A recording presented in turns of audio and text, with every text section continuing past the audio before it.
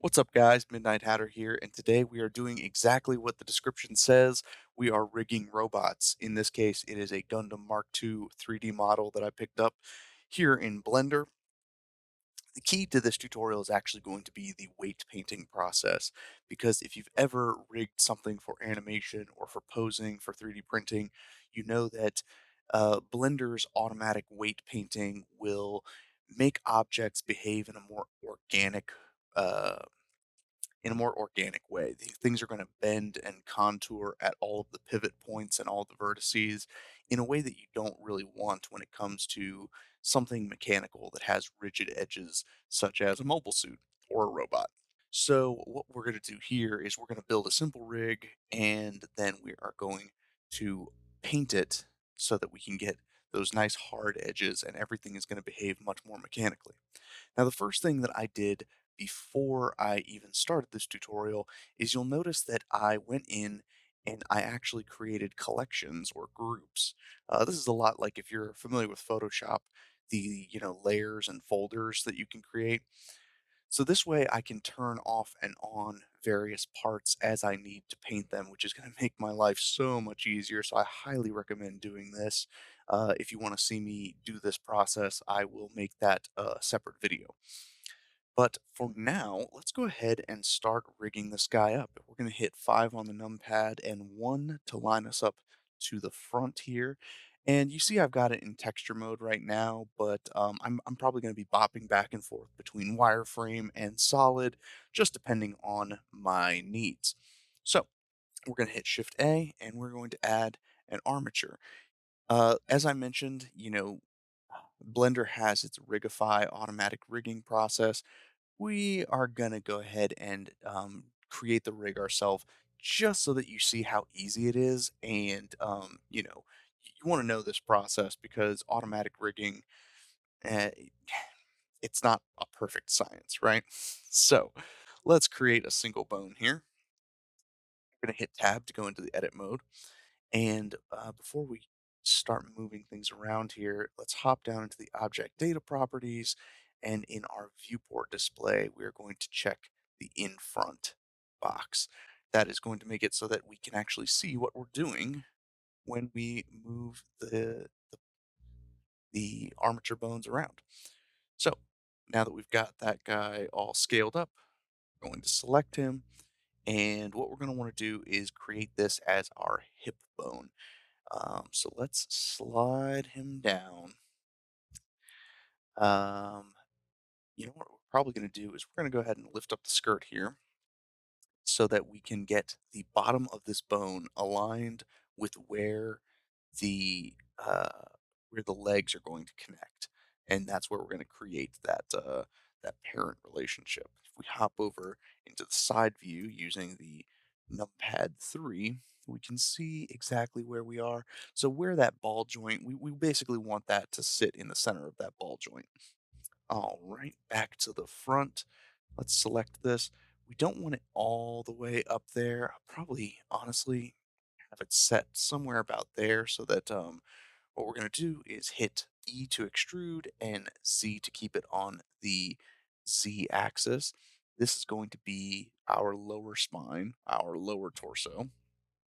And then again, EZ, stretch this up so that we can create our upper torso, our upper spine. We're going to bring that to just the base of the neck there. EZ again to create the neck. We probably want that to sit somewhere in the center of the chin. And then EZ a final time for the head bone. Easy enough, right? And we could probably drop that skirt back down. Let's go ahead and hit Shift A to add a new bone. Let's select that and just shift it over here a little bit. Actually, let's see, like I said, it's so much easier to move things around when you can disable large chunks of your model like that. Let's hop into our side view using numpad 3. Make sure that we are aligning this the way that we want. Good deal. Hop back into the front view and we're going have to drop this down, and it is going to be our, oops, it's going to be our thigh.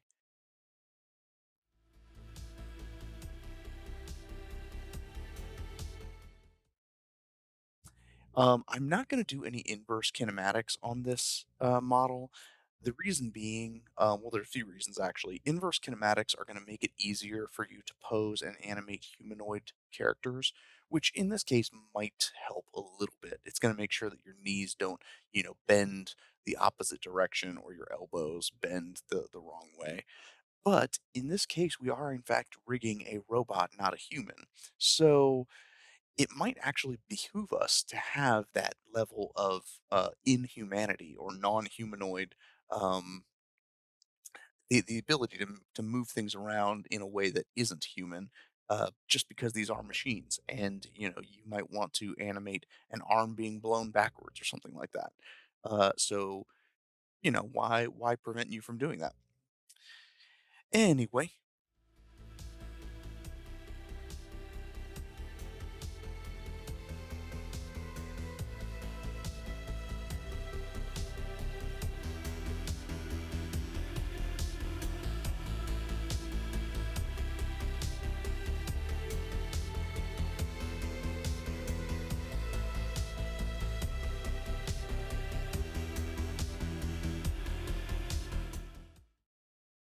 so that is our basic rig, to be honest with you.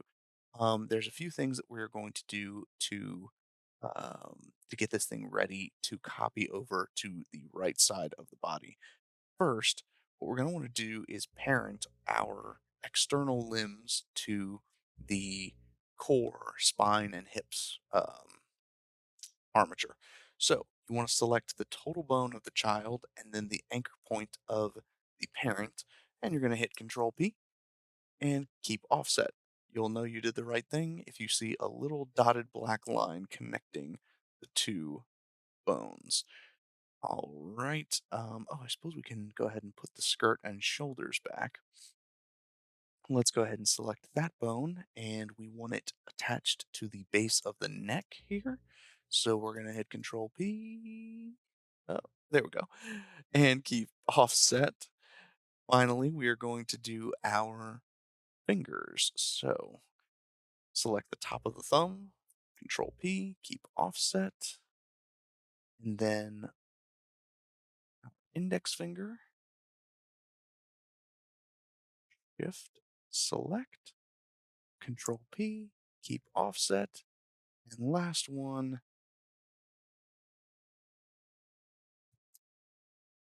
there we go. Everything is connected and parented properly. Let's save our work here just for the moment. Now, the next thing we're going to need to do is we actually have to give these bones proper names. That is something that I should have been doing along the way, but I did not. So sue me. Um, what we're going to want to do is we want to use a particular naming convention. You want to be as descriptive as possible with each one. So in this case, we're going to call this the hip, and then the next one we are going to call the waist. Oh, oh, oh, oh, too much. Got too much going on here.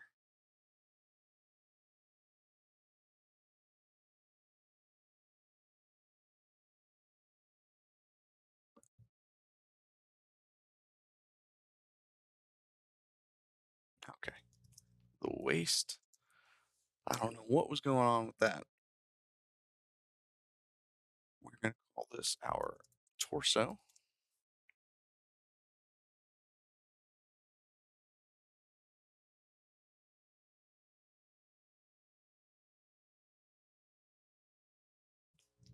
neck, and head.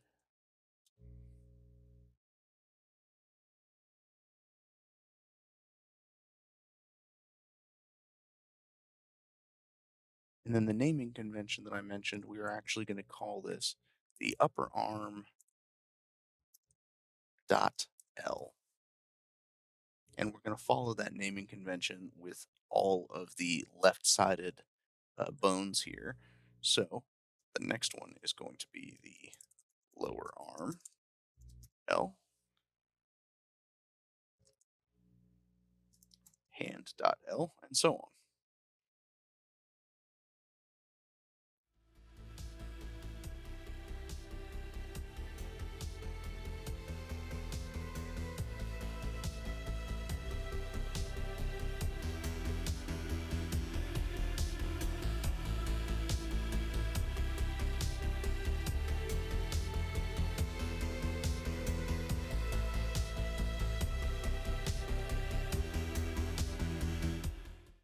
What we're going to do is use our little select box here, make sure that we get all of these bones selected.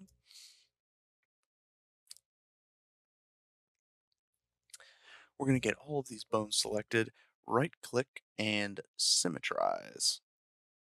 And there you go. Everything is copied over to the right hand side and is named thusly. So we're going to rename this our rig and of course save every step of the way. So hit tab to hop back out of our edit mode, and I'm going to go ahead and switch it back to solid view here so that we are not using too many resources. As you can see, things are moving a little bit faster now, and you can still see the texture, so it looks pretty. All right, we're actually going to select everything now and hit Control P.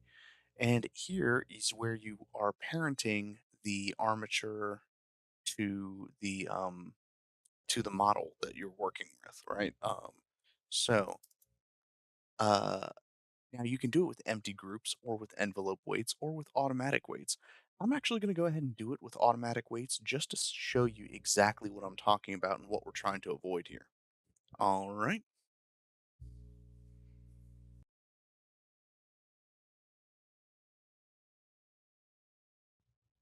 All right. So I done goofed and went ahead and crashed Blender with that. Who can tell me what I did wrong? Does anybody know? Well, as I mentioned before, what you're supposed to do when you are parenting something is, well, first we're gonna hop out of edit mode. Oh, is everything okay? All the parents are properly created there. Everything's named correctly. Awesome. So we're gonna go back to our regular rendering mode here, and here's what we're going to do. Actually, we're going to select everything. Um, And then what we want to do is select the armature last. The reason being that before we had selected the armature first and then everything else. And as you know, you're supposed to select the child first and then the armature. So Control P. Oh, let's turn our keys back on here.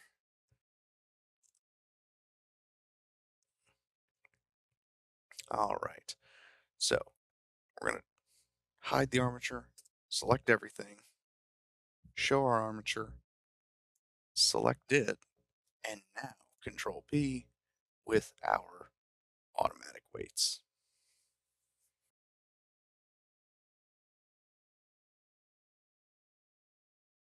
Okay, that took precisely forever and a day. But now that it is finally finished compiling, I'm going to show you what I was talking about. So we're going to go down here and, oh, well, first, let's select our armature and let's hop into pose mode. And let's say we just want to grab this bone right here and, oh, yeah. See, that's the problem that we're going to run into every time we try to use automatic weight painting. It just assumes that you want, these mixed weight painted groups. Now to show you exactly what that looks like, let's get out of pose mode here. We're going to go into object mode. So like, let's grab this forearm piece right here, right? We'll zoom in on it a bit and let's go into weight paint mode. So as you can see, it's kind of all blue. The way that weight painting works is the greater the amount of color, uh, it's kind of like a heat map. You feel like your predator stalking your enemy out in the jungle. The hotter the color is on that object, the higher the weight paint is. So let's see. Here are all of our vertex groups, aka the bones of our armature. So here you go. Thumb one of the left arm. You can see that we've got a little bit of blue green in here. So blue is cold, there's minimal interaction. But the warmer color you get, the more that bone is going to influence that object. Now, as you can see, it's mostly influenced by the lower arm. We want that entire block to be solid red. So, how are we going to do that? Well, we can hop into edit mode and select that entire thing. And what we're going to do is we're just going to set lower arm. We're going to set the weight to 100%, and hit assign. Now, when we go back into weight paint mode, you see it is solid red. Now, the other thing about that is you want to make sure that it's not influenced by other objects. So you see how we've got a little bit of red on the elbow on the upper arm, right? So what we're going to do is for every other, let's hop back into edit mode. For every other vertex group, what we want to do is assign that weight to 0. So torso, 0. Waist, 0. Neck, 0. Head, 0. And I mean, most of these obviously are not going to influence this part at all, but better safe than sorry. You want to go through and assign these all to 0. Now, you can go in and manually paint these weights with like a brush tool. That is an absolute nightmare. So we're not going to do that. What we can do, however, and this is what I was talking about when I said let's make it as easy as possible, is we can close out any groups that we're not working on. So let's start with the forearms. We'll go into object mode. We're going to select, let's do the right arm. Go into edit, select all. And like I said, we're going to go in and just assign everything to 0.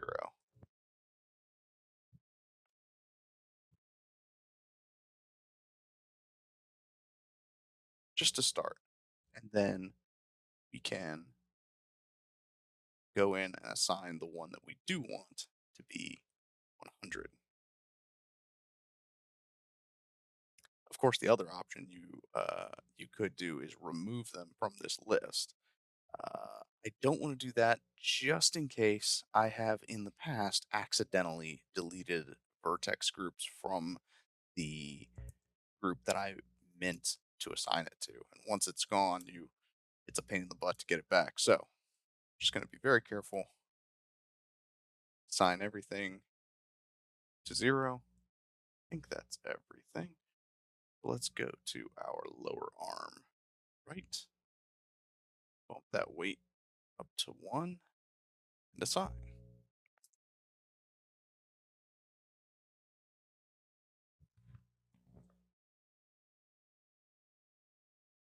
Looks good from this standpoint. We should only have that one pop of red for the lower arm.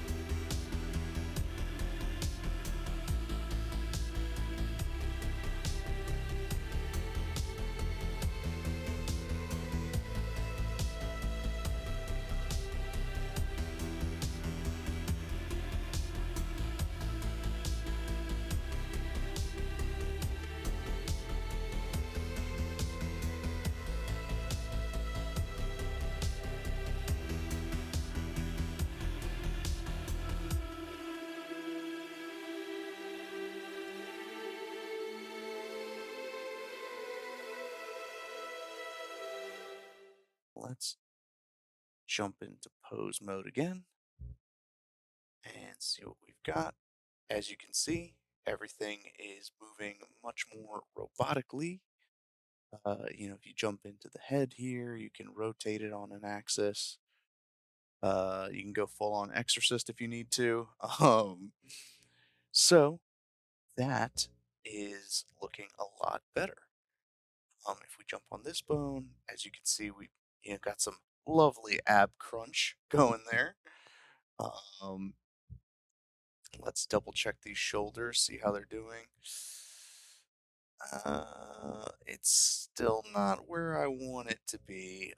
It's better, I guess, except it looks like it's got some kind of warping thing going on here. So I'm gonna have to adjust the shoulder armor. I might even just make it, you know, you have the option of using sort of like the hair physics rigging, and giving it like a bit of a jiggle so that it sits kind of freely on top of the arms. That's something we can do. But for now, what I'm going to do is actually just save this guy up back into object mode here. I will actually go ahead and remove the weights from these shoulders, arm, and just leave them at torso signed. We'll see how it looks. Let's save that up, and then we're actually going to do some exporting here. We want to make sure that under external data we have automatically pack into .blend, and then let's go ahead and export it as an OBJ, and I will rename this Gundam Mark II rigged. So there is our OBJ, and let's do something kind of fun with it. Okay, for those of you who are unaware, this is Mixamo, Mixamo.com. It is owned by Adobe, and it is a free uh, browser software that allows you to animate 3D characters. So let's go ahead and upload our new character. So let's go ahead and upload our new character. Let's see if the automatic rigging in Mixamo detects that we already have a rig attached to it. And it doesn't look like it. So what I'm going to have to do, let's export this as an FBX instead then.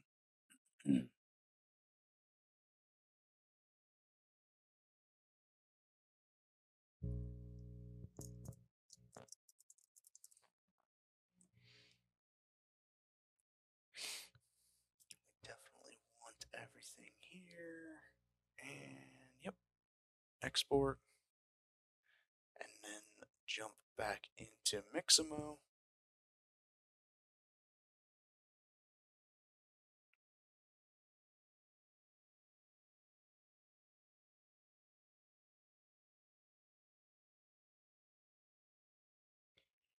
And let's drop our FBX in there and see if it keeps the rig with it.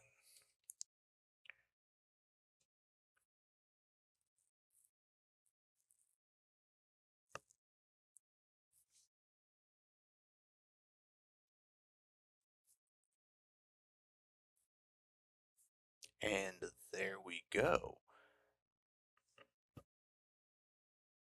As you can see, he's looking pretty good, at least in our preview here. Obviously, the textures are missing, but that's okay. We can apply those again later. The real fun begins when we want to test out some of these animations. So as you can see, the way that everything is weighted, his limbs are actually much more rigid. You don't have that morphing and warping that you had before.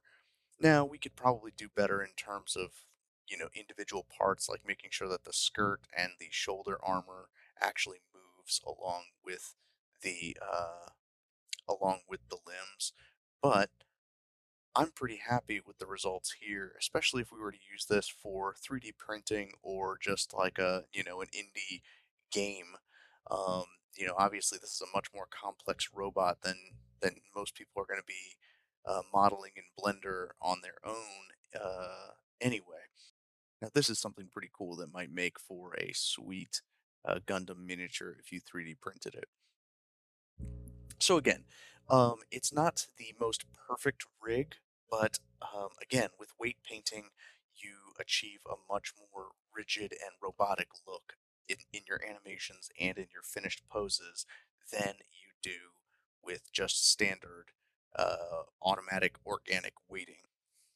So hopefully this has given you some insight into how you might rig mobile suits or any robot for that matter in Blender version 2.8 and above. For those interested, I will leave a download link in the description below to this Gundam Mark II 3D model in a few different formats if you wanted to play around with it, explode it, take it apart, see what you can do with it. If you enjoyed this video and you like this kind of content, please leave a like and a comment down below. If you're interested in seeing what I'm going to be doing with these 3D models that I'm rigging, subscribe to the channel for more updates.